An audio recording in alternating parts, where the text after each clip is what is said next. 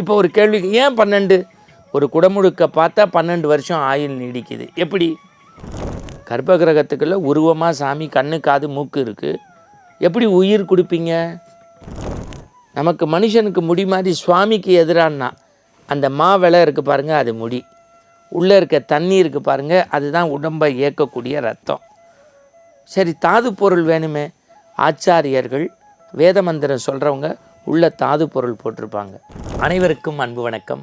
மீண்டும் உங்கள் அனைவரையும் இந்த இனிமையான காலை பொழுது ரொம்ப மனதிற்கு இதம் தரக்கூடிய செய்திகளை அருள் நேரத்தில் பல்வேறு பகுதிகளாக நாம் பார்த்து வருகின்றோம். அதில் ஆனந்த ஆரம்பத்தை பொறுத்த வரைக்கும் ராமாயணம், பெரிய புராணம், பாரதம், பகவத்கீதை, அடியார் பெருமக்களுடைய சிறப்பு, ஆலயங்களுடைய பெருமை என்று பல்வேறு கதைகளை கேட்டு கண்டு ரசித்து அனுபவித்து வருகின்றோம். இன்றைக்கு அண்மையிலே உங்களுக்கு தெரியும், பல்வேறு திருக்கோயில்களில் பிரசித்தி பெற்ற கோயில் தொடங்கி கிராம கோயில்கள் வரைக்கும். ஏன்னா தமிழ்நாட்டில் கிராம கோயில், நகரக்கோயில், பிரசித்தி பெற்ற கோயில், மன்னன் காலத்து கோயில், பாரம்பரிய கோயில்னு பல வகையுண்டு. பல்வேறு திரு ஆலயங்களில் திரு குடமுழுக்கு நன்னீராட்டு பெருவிழா அண்மையிலே நாம் பார்த்தோம். அது திருச்செந்தூரில் தொடங்கி கிராமத்தில் இருக்க தண்டலத்தில் இருக்கக்கூடிய ஆதிசங்கருக்கு பிரதிஷ்டையாக வைக்கக்கூடிய சன்னதி வரைக்கும் பல்வேறு திருக்கோயில்களை நம்ம பார்க்குறோம். பல நேயர்கள் நம்ம இடத்துல சந்திக்கின்ற போது தொலைபேசி வாயிலாக, மின்னஞ்சலில், நம்முடைய கை தொலைபேசியில், ஜெயா தொலைக்காட்சிக்கு முகவரி இட்டு இந்த திருக்கோயிலினுடைய குடமுழுக்கத்தினுடைய சிறப்பை உங்களுடைய அருள் நேரத்தில் சொல்ல முடியுமான்னு நம்மள்கிட்ட கேட்குறாங்க. குடமுழுக்கே பெரிய சப்ஜெக்டு. இந்த 5 நிமிஷத்தில் நான் சொல்கிறதோடைய நோக்கம், இனி உங்கள் பகுதிகளில் குடமுழுக்கு எங்கேயாவது நடந்தால் அந்த தாற்பயத்தை, பெருமையை நீங்கள் அறிந்து போய் ஆண்டவனை ஆலயத்தில் வழிபட வேண்டும். முதல்ல வழிபாடு 3 வகை: அருவ, அருவுருவ, உருவ. அருவ, அருவுருவ, உருவ.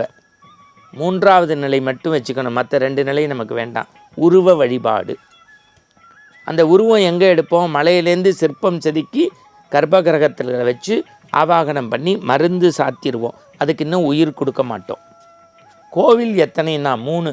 புதுசாக ஒரு கோவில் மண்ணில் கட்டுறது, ஏற்கனவே இருக்கிற ஒரு கோயிலுக்கு சுவாமி மேலே விசஜந்து, பாம்பு, தேள், பூரா, இது மாதிரி விசஜந்து ஏறினதை பார்த்துட்டா 4 நட்சத்திரம் பார்க்காம மந்திரம் சொல்லி தண்ணி ஊற்றிடலாம்.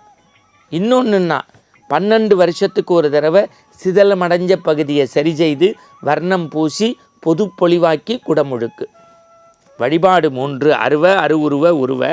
குடமுழுக்கு 3 என்னென்னா, புதித விஷஜந்து தீண்டிய 12 ஆண்டுக்கு ஒரு முறை. இப்போ ஒரு கேள்விக்கு ஏன் 12? ஒரு குடமுழுக்க பார்த்தா 12 வருஷம் ஆயுள் நீடிக்குது. எப்படி? பகல் இரவை பிரிப்பது 12, ஒரு வருடத்திற்கு 12 மாதம், ஒரு ராசி 12, மனித உடம்புகளில் ரசாயன மாற்றம் 12, குறிஞ்சி மலர் பூப்பது 12, மகாமகம் வருவது 12. 12 என்பது ஒரு புனித தன்மை. அப்போ 12 வருஷத்துக்கு ஒரு தடவை செய்யணும். அதுக்கு என்ன பண்ணணும்? யாகசாலை. அது 33, 27, 17, 9, 7, 3, 1 கூட வச்சுக்கலாம், அவங்க வசதிக்கு. அதில் 2 மையப்படுத்துவோம். 1 நீர், 1 நெருப்பு. 1 நீர், 1 நெருப்பு. ஏன் இதை 2ஐயும் மையப்படுத்துகிறோம்? பஞ்சபூத சேர்க்கை, மண், விண், நீர், நெருப்பு, காற்று. அதில் நீரை, நெருப்பை மட்டும் ஏன் மையப்படுத்துகிறோம்? நீரினுடைய வேலை என்ன? அழுக்கை அகற்றுவது. நெருப்பினுடைய வேலை என்ன? அழுக்கை பொசுக்குவது. நீரினுடைய வேலை அழுக்கை அகற்றுவது, நெருப்பினுடைய வேலை அழுக்கை பொசுக்குவது. அந்த பகுதியில் உள்ள மனிதர்களுடைய மன அழுக்கை பொசுக்கவும் அகற்றவும் தூய்மைப்படுத்த வேண்டிய இடத்திற்கு அந்த யாகசாலையில் வைத்து அதை பூஜிக்கிறோம். கர்ப்பகிரகத்துக்குள்ள உருவமாக சாமி கண்ணு காது மூக்கு இருக்குது. எப்படி உயிர் கொடுப்பீங்க? இப்போ யாகசாலையில் கும்பத்தை பாருங்கள். உங்கள் கண் முன்னாடி கும்பத்தை வரணும். அதில் மேலே தேங்காய் இருக்கா? அதான் சாமிக்கு முகம். தேங்காயில் கண் இருக்கா? அது சாமியினுடைய கண். நமக்கு மனுஷனுக்கு முடி மாதிரி சுவாமிக்கு எதிரானா அந்த மாவிளை இருக்குது பாருங்கள், அது முடி. உள்ளே இருக்க தண்ணி இருக்குது பாருங்கள், அதுதான் உடம்பை இயக்கக்கூடிய ரத்தம். சரி, தாது பொருள் வேணுமே. ஆச்சாரியர்கள் வேத மந்திரம் சொல்கிறவங்க உள்ள தாது பொருள் போட்டிருப்பாங்க. இப்போ நேயர்களுக்கு ஒரு சந்தேகம் வரும், ஆமாம் கண் இருக்குது, காது இருக்குது, மூக்கு இருக்குது, முடி இருக்குது, ரத்தம் இருக்குது, தாது பொருள் இருக்குது, எலும்பு நரம்பு எங்கே, எலும்பு நரம்பு எங்கே அப்படின்னு கேட்பீங்க. அந்த அற்புதமான கலசத்துக்கு வெளியில் நூல் சுற்றியிருப்பாங்க பாருங்கள், ஜிக்ஸாக்கா, அதுதான் இறைவனுடைய எலும்பு நரம்பு. சரி சார், இங்கேயும் ஒரு உருவம் சொல்லிட்டீங்க. சுவாமியினுடைய கற்ப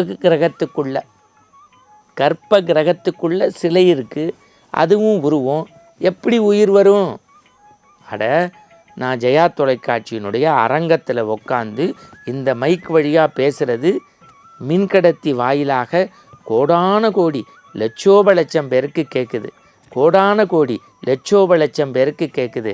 அதுபோல் ஆச்சாரியர்கள், வேத மந்திரம் சொல்கின்றவர்கள் தர்பங்கிற மின்கடத்தி வழியாக கும்பத்துக்கு உயிர் குடிக்கின்ற போது தலைமை சிவாச்சாரியார் தலையிலே வைக்க புருணாகுதி நிறைவு செய்து வேத மந்திரங்கள் முடங்க மங்கள வாத்தியம் சொல்ல கும்பத்து நீரை கும்பத்தில் ஊற்றினால் அதற்கு பெயர் கும்பாபிஷேகம்.